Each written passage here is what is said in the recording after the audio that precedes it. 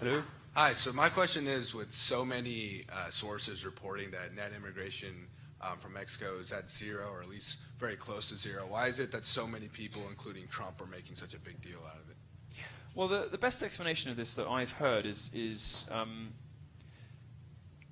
we do know, for instance, that the murders in some states are, 30% of the murders are committed by illegal aliens.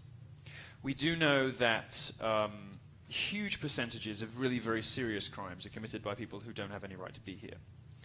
And I don't know that it's so much for Trump or for me a question of net migration. It's not really about numbers. It's about who you want in. Nobody is suggesting that America should close its borders. I wouldn't advise that as a sort of observer from Europe, and I don't think anybody in America wants that. Isn't that what Trump's plan is with the wall, is to close that border? Well, I think he wants to secure the border so that he can decide who America lets in and who it doesn't. If net migration from Mexico is zero, it might be in America's interest that it stays zero forever, because it might be better to get doctors and lawyers and accountants and teachers from Australia or from the UK or from Canada. What's happening at the moment is that pretty much anybody can sneak in if they're persistent enough, and you've got people committing horrendous crimes who just shouldn't be here at all. And for me, I'm a fan of the Australian point system, which, if you don't know what that means, it's sort of basically Australia decides every year, like, what do we need, right? We're short on doctors, we've got tons of teachers, so we're not going to let teachers in. We're short on doctors, we're short on, plumbers even.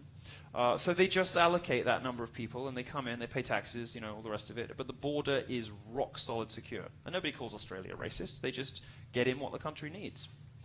This country, America, is the country that everybody wants to go to. It is the country everybody wants to get to. And you're sort of insulated from a lot of the worst migration because you're not contiguous with Africa or the Middle East. Because if you were, you'd be in the position Germany is in. But there's nothing wrong and nothing racist with saying, well, here's a country we have, we're short on this stuff, we've got too much of this stuff, and here's a bunch of crime, so here's what we're going to do to resolve that situation. For me, I don't think, putting a halt to Muslim immigration, as a gay man, I'm quite comfortable with that. Building a wall in Mexico, on the border with Mexico to make sure that anybody who comes in or goes out is supposed to be doing that and is entitled to do so, doesn't strike me as a problem. And having a system where a country like America that everybody wants to get to, because it is the best country, gets to choose who it takes. I mean, you have a choice. You're not under some moral obligation to provide a home and pay for the families of people who don't belong here, who just happen to share a border with you. That's ridiculous. It's ridiculous. You are under a moral obligation to look after the people who already live here. And if they need doctors, get them from wherever the best doctors are. And if the best doctors are in Mexico City, get them from there. They're probably not. But if they are, they're probably not, then take them from there. If, on the other hand, they're in Germany or the UK or Australia, take them from there. You have a choice. You're America. You don't just have to accept whatever bleeds over the border because you can't police your own country properly.